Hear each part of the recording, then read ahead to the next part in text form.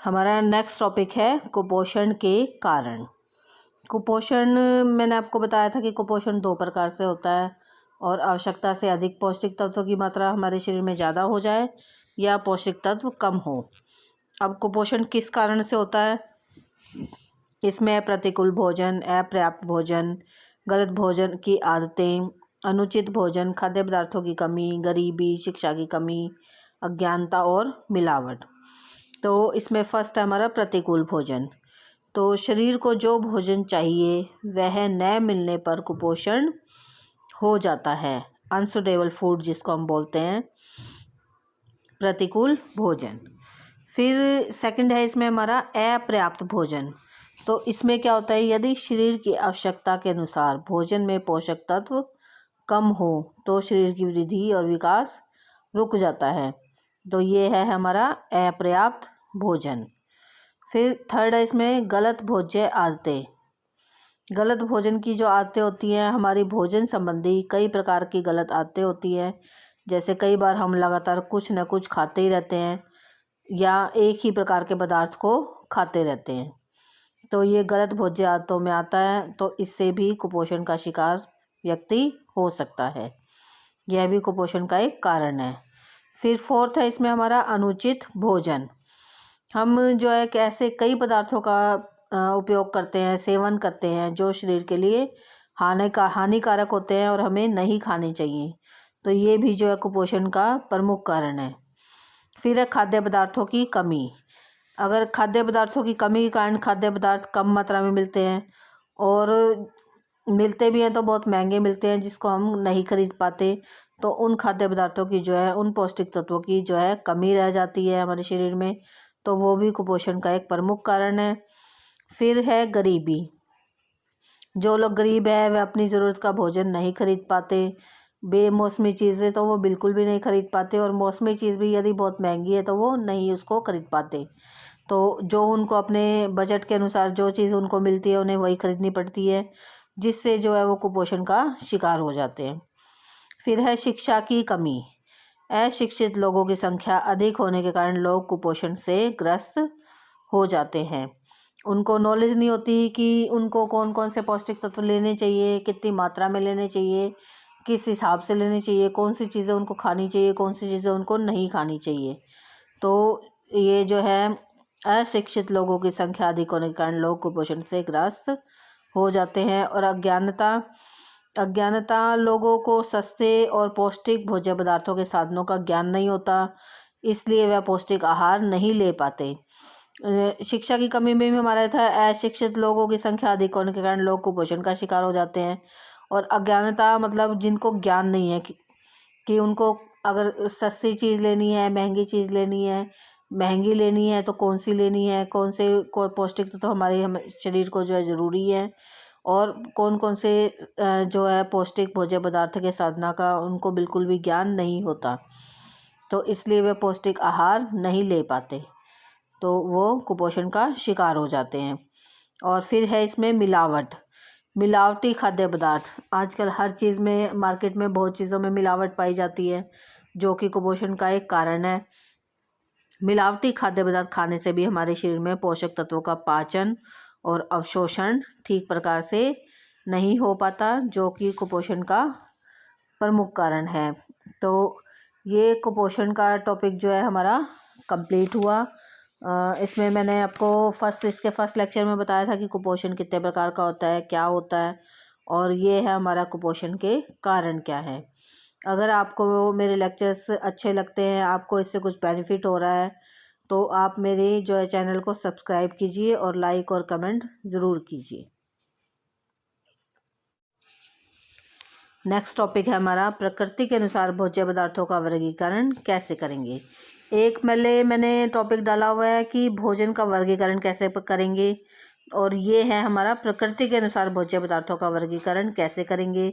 इसको हम 2 भागों में बांटते हैं, एक तो वनस्पति के साधनों वाले भोज्य पदार्थ और पशुजन्य साधनों वाले भोज्य पदार्थ। कहने का मतलब है कि जो हमें पशुओं से मिलते हैं वो भोज्य पदार्थ, और जो वनस्पति मतलब जो हमें पेड़ पौधों से मिलते हैं।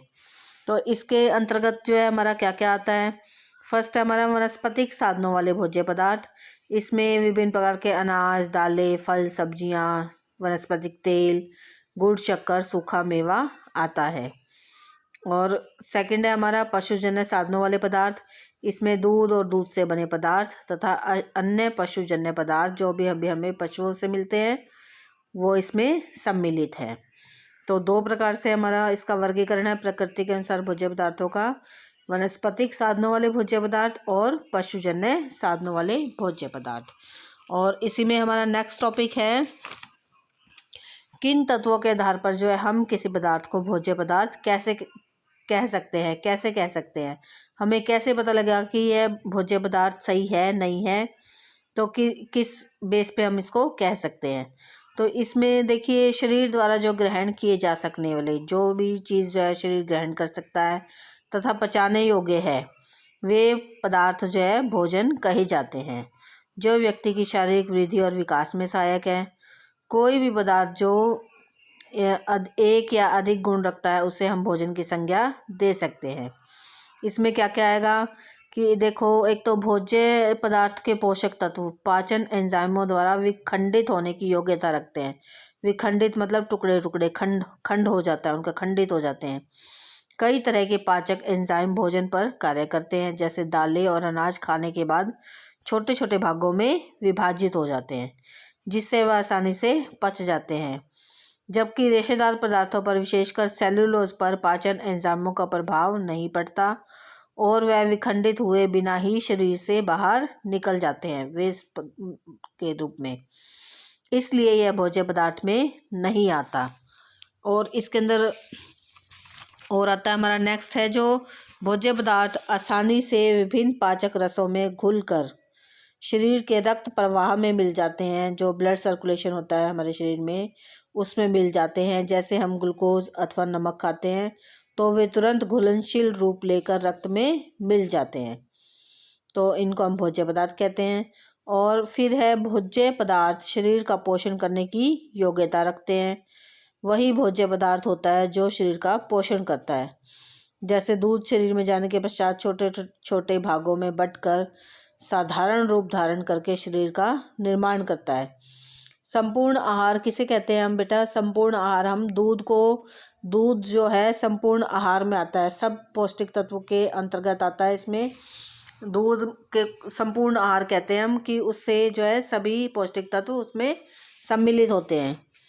तो इसमें है कि दूध शरीर में जाने के पश्चात छोटे छोटे भागों में बंटकर साधारण रूप धारण करके शरीर का निर्माण करता है, जबकि सैकरीन शरीर के लिए किसी भी प्रकार से लाभदायक नहीं है, इसलिए यह भोज्य पदार्थ नहीं है। तो ये हमारा टॉपिक जो है कंप्लीट हुआ। किन तत्वों के आधार पर हम किसी पदार्थ को भोज्य पदार्थ कह सकते हैं और प्रकृति के अनुसार भोज्य पदार्थों का वर्गीकरण किस प्रकार से है। तो ये टॉपिक हमारे कंप्लीट हुए। हेलो स्टूडेंट्स, आज का हमारा टॉपिक है पोषण। तो पहले मैं आपको बताऊंगी कि पोषण क्या होता है, पोषण के बारे में, फिर हम पोषण किस तरह की व्याख्या करेंगे।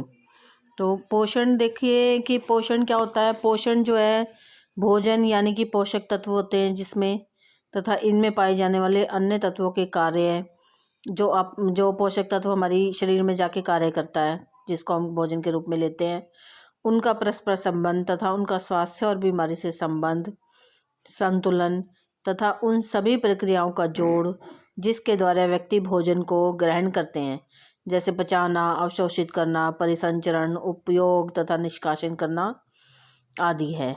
और पोषण के द्वारा हमें पोषक तत्वों की पाचन क्रिया, पोषक तत्वों का रक्त में जो है अवशोषण तथा पोषक तत्वों की शरीर में उपयोग की क्रिया का पता चलता है।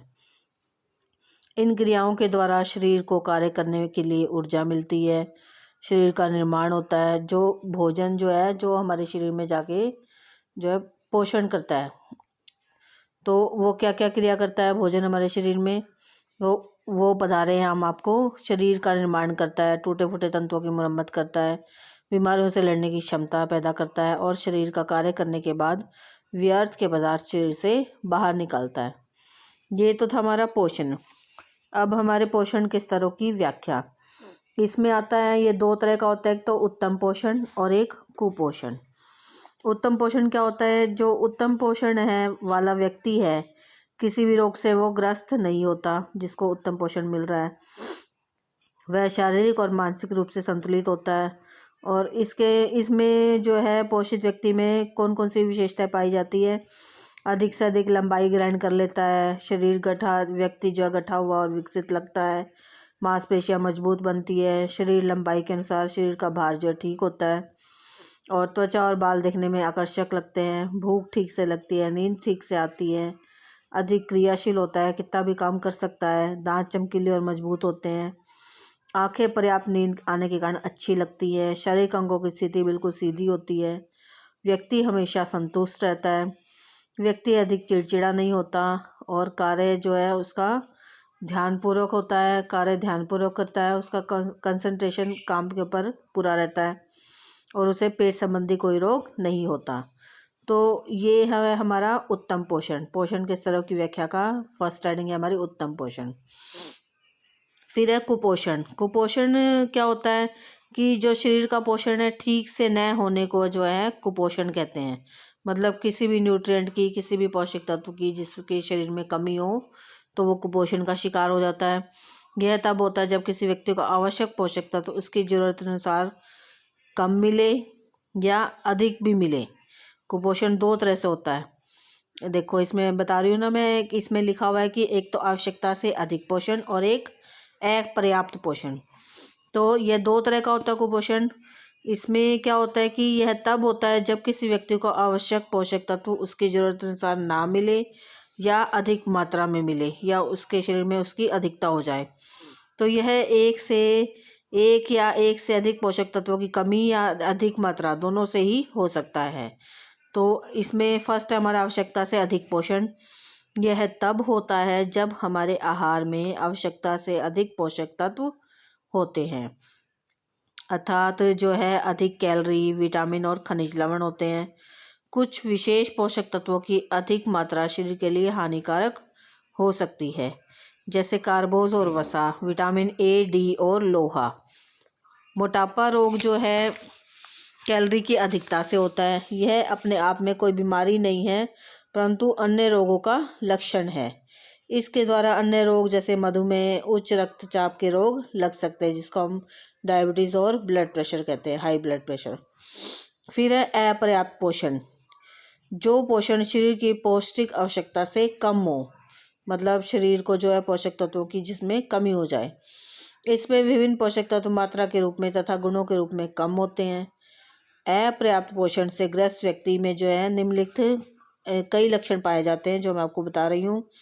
एक तो कार्य करने की शक्ति कम हो जाती है उनकी, वह कमज़ोर हो जाता है, व्यक्ति में जो है सुस्ती आ जाती है, वह कई प्रकार के रोगों का शिकार हो जाता है और उसका शारीरिक विकास रुक जाता है। यह है हमारा अपर्याप्त पोषण। तो इस लेक्चर में हमने जो है पढ़ा कि पोषण क्या होता है, पोषण के स्तरों की व्याख्या क्या है।